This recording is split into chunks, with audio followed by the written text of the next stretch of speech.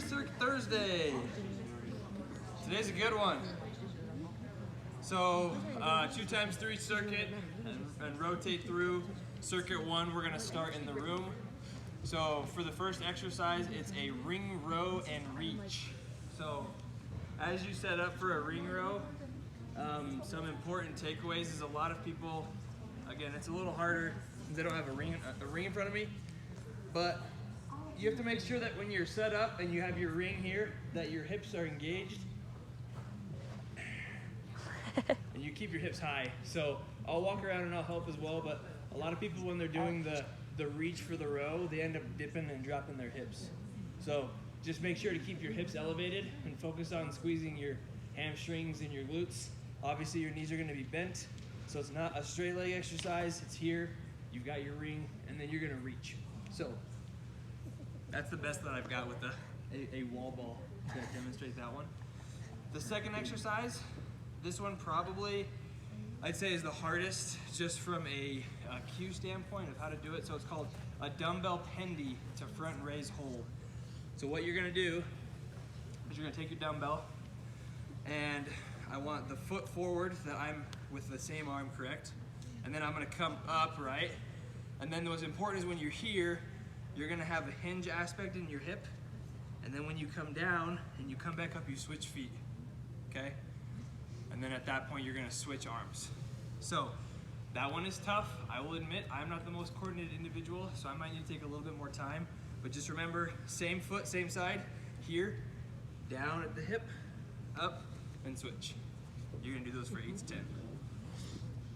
Brandon, please feel free to comment or critique. After that, we have mountain climbers. So with mountain climbers,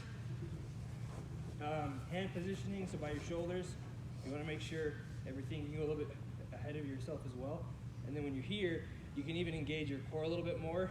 So if you can tuck a little bit here, and then really make sure that you're driving as you're coming through all the way here.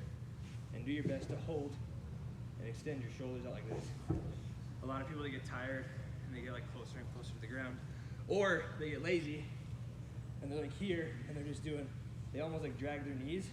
You want to be up and elevated. That's really gonna get your core. So after that, you're gonna transition out here to circuit 2, which is gonna be our kettlebell reverse lunge to knee tuck. So take your kettlebell. I feel like I have to do it with my right, but you want it here in the front rack position. So I'm here, I'm gonna come back. Then as I'm coming back, I want to extend. Come up, knee up.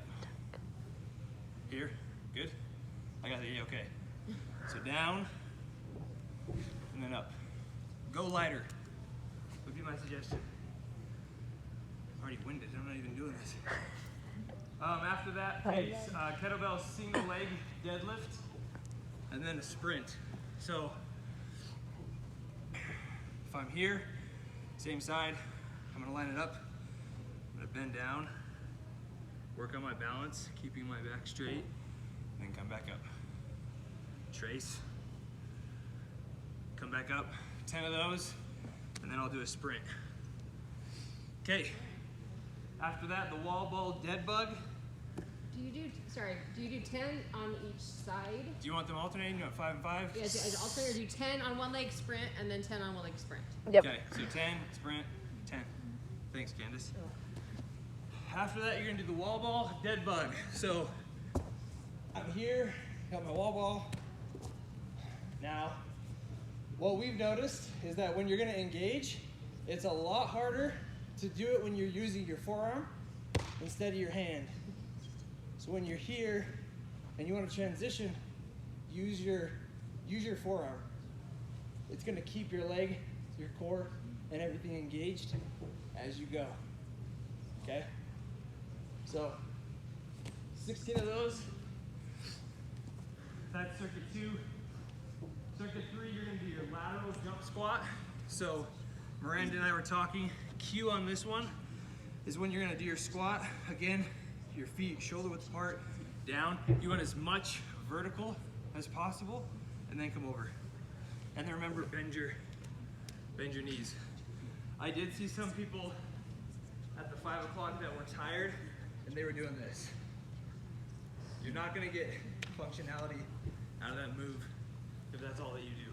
So I would rather have you do longer on that exercise and make sure that you're really getting more jumps and get that engaged. After that, lateral shuffle, take your band. Guys, good luck with your knees. I feel like it rips your leg hair off every time.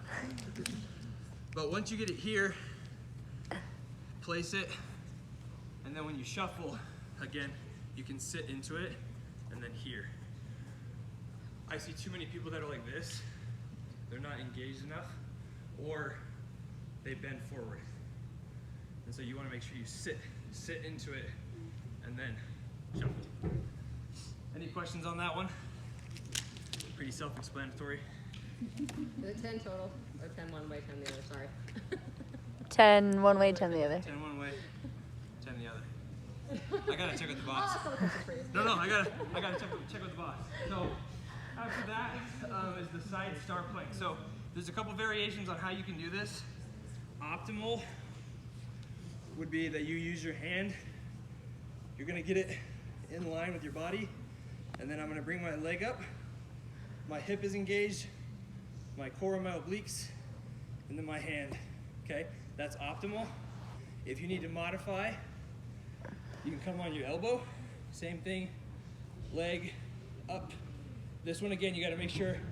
The tendency is we get tired, and so this dips, right? So like people sit down here. You want to make sure if you're up, you really pull that in, you really engage it, and then you bring up like this. Okay.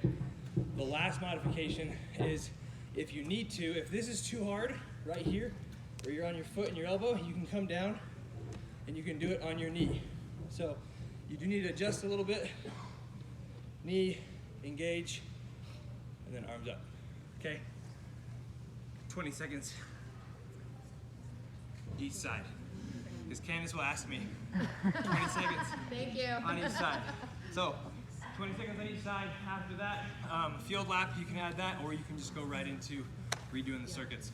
So any questions at all on the exercises?